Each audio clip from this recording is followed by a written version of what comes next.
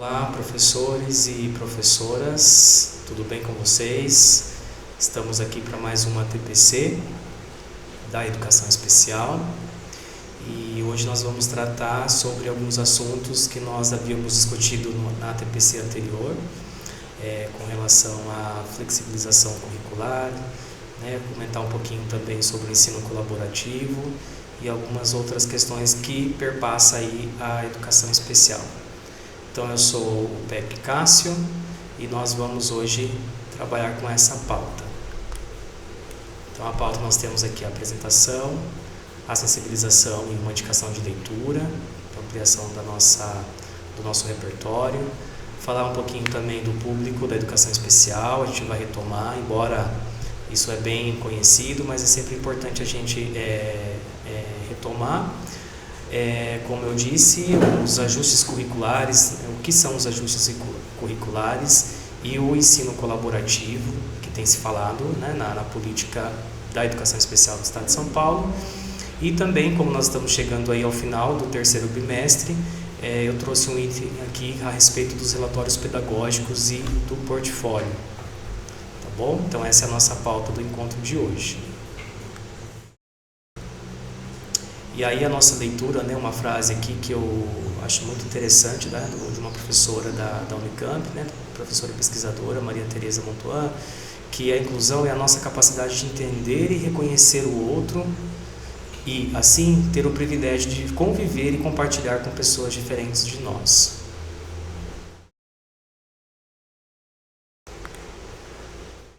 Bom, e com relação à indicação de leitura e estudo, nós temos esse material aqui que se chama Práticas Inclusivas, Antigas Questões, Novas Possibilidades. É um material elaborado pela editora Kipá. É um material que está gratuito e que é um conjunto de artigos a respeito da educação inclusiva. Então fica aqui como uma dica de material de estudos aí também. E como eu havia comentado, é importante a gente retomar o público-alvo, que hoje nós usamos a expressão estudantes elegíveis ao serviço da educação especial. Então a gente também tem essa mudança de nomenclatura, porque até então se falava público-alvo e hoje nós usamos o termo corretamente, que é estudantes elegíveis aos serviços da educação especial. Então nós temos aqui a deficiência física, a deficiência auditiva, a surdo-cegueira, a deficiência múltipla, que é duas ou mais deficiências aí associadas, a deficiência visual, a deficiência intelectual, depois o transtorno do espectro autista e as altas habilidades e superdotação. Então, estudantes que estão nessas condições são elegíveis aí ao serviço da educação especial. Tá? Então, TDAH, por exemplo, não entra enquanto estudante elegível ao serviço da educação especial. Então, hoje nós temos essa configuração de público. E aí o nosso tema da TPC, que é o que nós havíamos comentado na TPC anterior, que haveria esse aprofundamento sobre o que são ajustes curriculares. Então, todo o currículo, como a gente entende o que é currículo dentro da escola, que são todas as ações pedagógicas que vão para além daquele documento prescritivo que nós temos lá de objetivos, conteúdos. A ação curricular ela é ampla e é o conceito maior de currículo. Então, a todo momento a gente precisa estar pensando em ajustes curriculares para que as barreiras de acesso ao currículo sejam eliminadas. Então nós temos aqui, os ajustes curriculares são um conjunto de procedimentos e de práticas educativas que tem por objetivo garantir a aprendizagem dos conteúdos curriculares estabelecidos. E quando os ajustes curriculares não são realizados, a gente pressupõe que os alunos estão aprendendo da mesma maneira, e que não tem barreira de acessibilidade. E a gente sabe que isso não é verdade, a gente sabe que sempre alguma barreira vai existir, a gente precisa perceber quais são essas barreiras e tentar eliminá-las. E quando a gente fala de acessibilidade, esse conceito é muito amplo, porque quando a gente fala de acessibilidade, logo a gente lembra de acessibilidade arquitetônica, né? Mas esse termo também tange a comunicação, né? As relações. Então, quais são as acessibilidades que nós estamos assegurando? E no currículo não é diferente. Então, a gente precisa deixar o currículo acessível e para que isso aconteça, os ajustes são necessários. Bom, e aí nesses ajustes nós temos alguns tipos, né, chamados de tipos de ajustes curriculares, que é hoje que nós conhecemos também como adaptação curricular, né? Adaptação curricular é um dos termos mais conhecidos na literatura da educação especial. Mas quando nós vamos aprofundar a respeito dos ajustes curriculares, nós identificamos níveis diferentes. Então, o primeiro que nós temos aí enquanto ajuste curricular é a flexibilização, né, chamada de flexibilização curricular. E essa flexibilização, ela tem uma demarcação conceitual, como nós estamos vendo aqui no quadro. Então, a programação das atividades elaboradas para a sala de aula diz respeito às mudanças de estratégias no âmbito das práticas pedagógicas que não consideram mudanças no planejamento curricular de ensino. Então, o que é isso, a flexibilização? Muitas vezes é a mudança da estratégia. Então, às vezes eu estou desenvolvendo uma aula lá e usei um outro recurso, uma outra maneira de acessar esse objetivo de aprendizagem. Então, às vezes uma mudança de espaço, estou lá na sala de aula, às vezes eu vou desenvolver uma atividade fora da sala de aula, isso é uma mudança de estratégia e a gente pode considerar uma espécie de ajuste curricular de flexibilização. E aí quem vai ser beneficiado, né? Para quem? Todos os estudantes. Então, todos os estudantes acabam sendo beneficiados pela flexibilização. Então, quais são as possibilidades aí, né? O professor embasa sua prática em atividades significativas, com o uso de recursos, técnicas e ambientes diversificados. Então, né, ou seja, a flexibilização está relacionada à mudança de estratégia pedagógica, né? As várias formas de você acessar, então, os estudantes, né, porque cada um também aprende de forma diferente, então as mudanças de estratégia são importantíssimas. E depois nós temos aqui a adequação. Então, o que é a adequação curricular, né? Então, a adequação ela é uma atividade, são atividades individualizadas que permitem um acesso ao currículo e que focaliza a atuação do professor na avaliação e no atendimento às necessidades acadêmicas desse estudante. Então, a adequação é importante que o professor também observe as reais necessidades desse estudante de forma individualizada, né? E a partir disso teremos aí uma melhor condição de elaborar uma adequação curricular.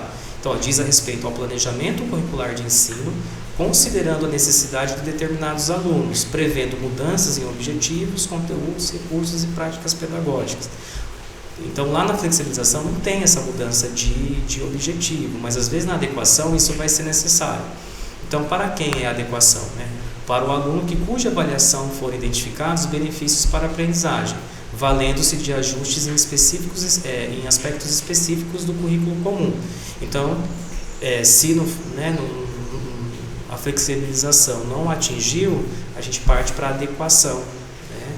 Então, eu observo essa necessidade do estudante e faço o ajuste necessário para ele. Então, um exemplo, né? Às vezes o estudante está lá no terceiro ano do ensino fundamental, né, dos anos iniciais, e está em processo ainda de alfabetização, né, aquisição da escrita.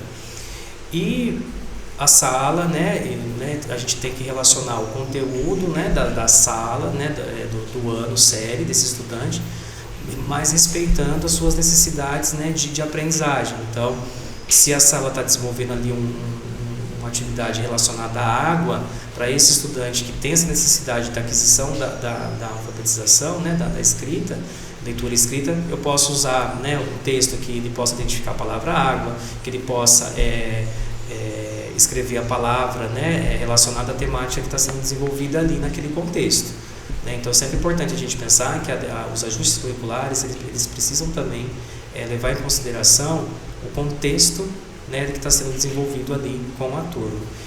Então, as possibilidades, né, alteração dos objetivos, então às vezes é preciso alterar esse objetivo, né, dos conteúdos ou a prática do currículo comum, desde que o ajuste de flexibilização não tenha sido suficiente para favorecer a aprendizagem. né? Então, pensando que a flexibilização foi realizada, mas mesmo assim esse estudante ainda precisa de um apoio, né, de suporte de ajuste curricular, a gente parte para a adequação. E aí, por último, a gente tem aqui a adequação, a adaptação, né? Então nós temos lá a flexibilização, a adequação e agora a adaptação aqui. Então o que seria a adaptação? Organização escolar, né, e serviços de apoio que propiciem condições estruturais que possam ocorrer, né? Aonde? Né? No planejamento da sala de aula, atendendo às diferenças individuais. Diz respeito à mudança do próprio planejamento curricular, propondo um currículo alterado para determinado aluno, que poderá se beneficiar de um modelo de planejamento diferente do trabalho com os demais alunos. Então isso quer dizer o quê? Essa mudança de currículo não é que a gente vai usar um outro currículo, mas a partir do currículo que é desenvolvido com a turma, a gente parte para algumas alterações, né, garantindo então, né, esse currículo de uma forma mais prática, né, que nós chamamos de atividade de vida diária, atividade de vida prática para esse estudante.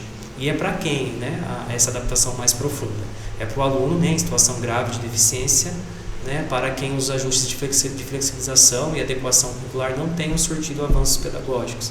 Então, feita a flexibilização e adequação, não houve ainda, né, teve sucesso, a gente parte então para a adaptação, né?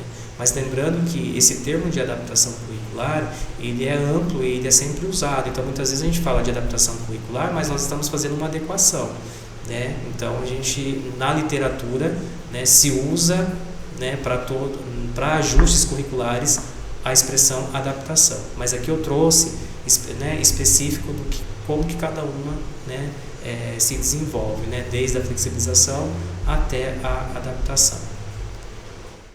E aqui a gente tem esse quadro, na realidade ele foi extraído, né, do material que eu citei lá como indicação de estudo, que é da professora, né, aqui, né, Fonseca, Lopes e Capellini, né, são os professores que e Oliveira, né, desenvolvido, né, por meio desse material que eu disponibilizei aí.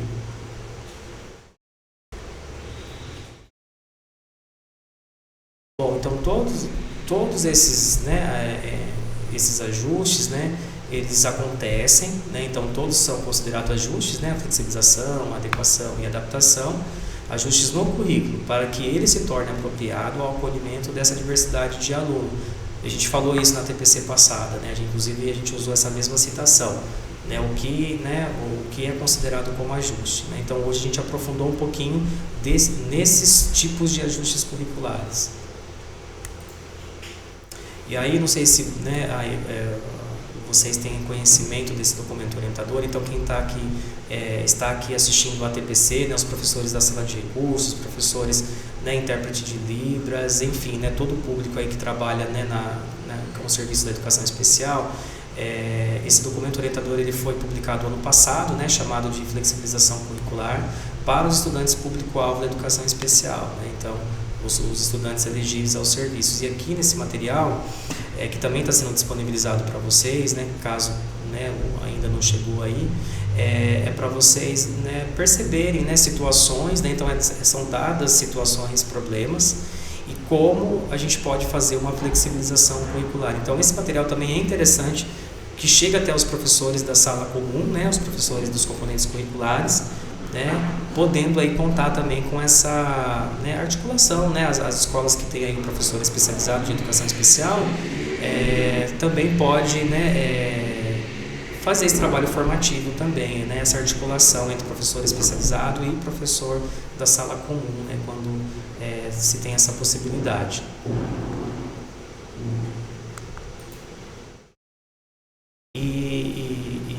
Pensando, né, nessa flexibilização, né, nos ajustes curriculares, agora a gente vai entrar num assunto que tem se falado bastante na rede estadual, né, enquanto política, né, na política de educação especial do Estado de São Paulo, que foi homologado ano passado, né, está completando agora um ano, e a gente tem o ensino colaborativo, né, então os professores especializados, né, que hoje atuam na sala de recurso, né, conhecido como o AE, eles têm, né, dentro da resolução que ampara, né, o trabalho do professor, né, da sala de recurso, essa organização, né, do ensino colaborativo. Então, esse ensino colaborativo, ele é uma premissa, né? Ele está como diretriz da política, uma das diretrizes da política da educação especial, e que, né, estamos aí fazendo essa implementação. Então, na resolução 92, que a gente vai ver, né, um pouquinho mais para frente, vai amparar, né, de que forma o ensino colaborativo vai acontecer.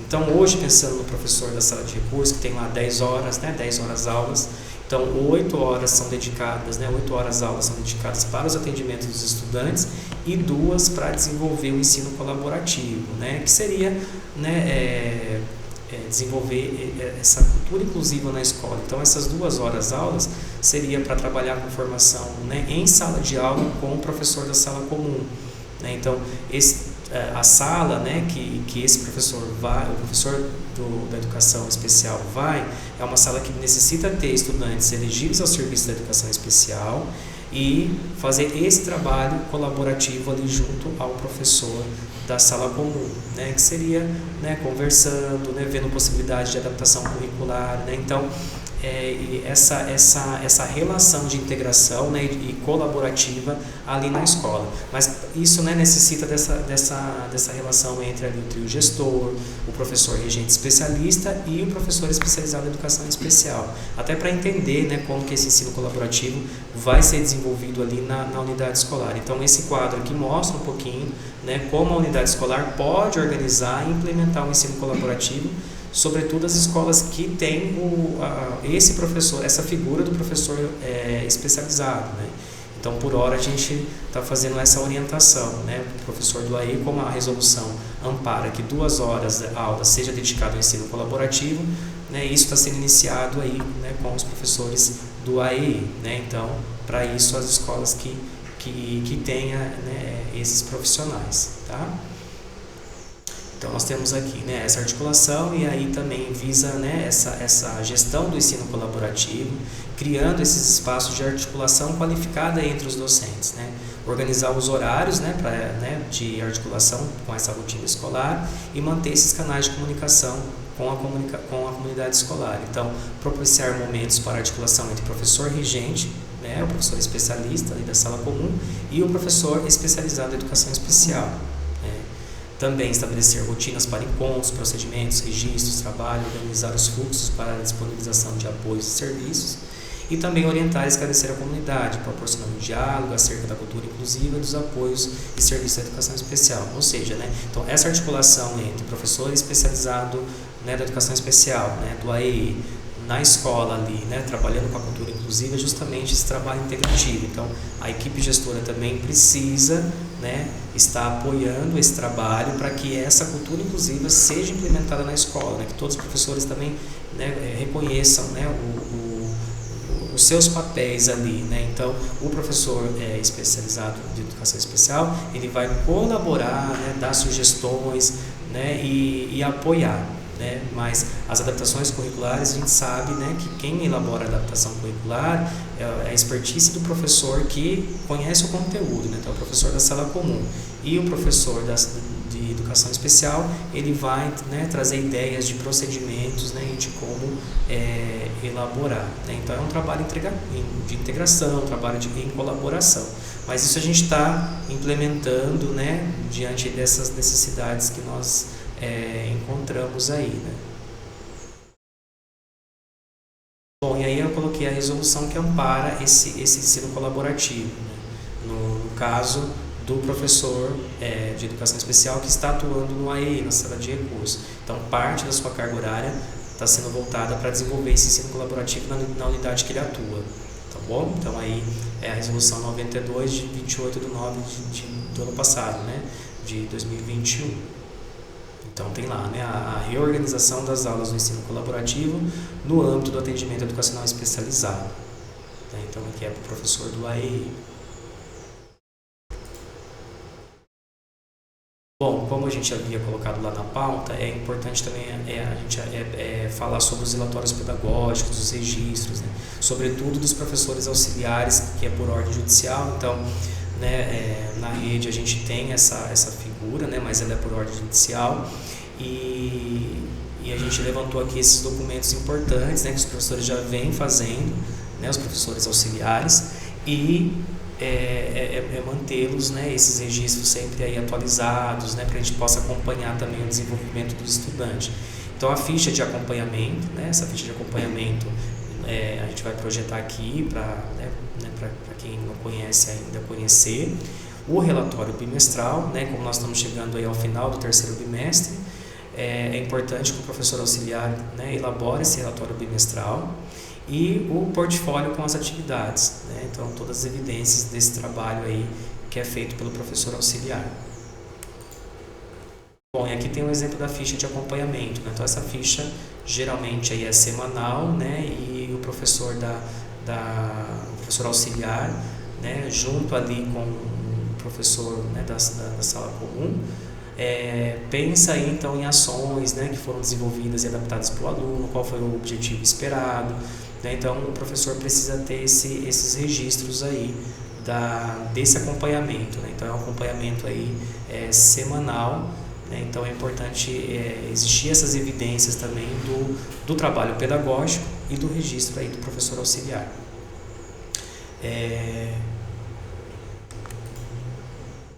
Agora aqui nós temos, como eu falei, né, do relatório pedagógico. Então, como fazer esse relatório pedagógico? Então, eu elenquei aí algumas dicas, né, algumas recomendações de como compor esse relatório. Então, a descrição resumida sobre o perfil, né, do estudante, as expectativas de aprendizagem ali e as habilidades que foram desenvolvidas ao longo do bimestre, né, a descrição, né, sobre a aplicação das atividades, então como essas atividades foram desenvolvidas, né, o processo de acompanhamento do estudante, então o que foi observado, né, o que foi desenvolvido, os pontos positivos, então é importante sempre destacar, né, quais foram os pontos positivos ali, né, do estudante, exemplos práticos das dificuldades, então quais foram as dificuldades que o estudante apresentou, né, e que é importante também elencar nesse relatório, né, descrever nesse relatório bimestral, os pontos de maior atenção. Então isso também serve, né, de uma ação para o próximo bimestre, então esses pontos de atenção é importante, né, as confecções dos materiais, né, se foi preciso, né, confeccionar material,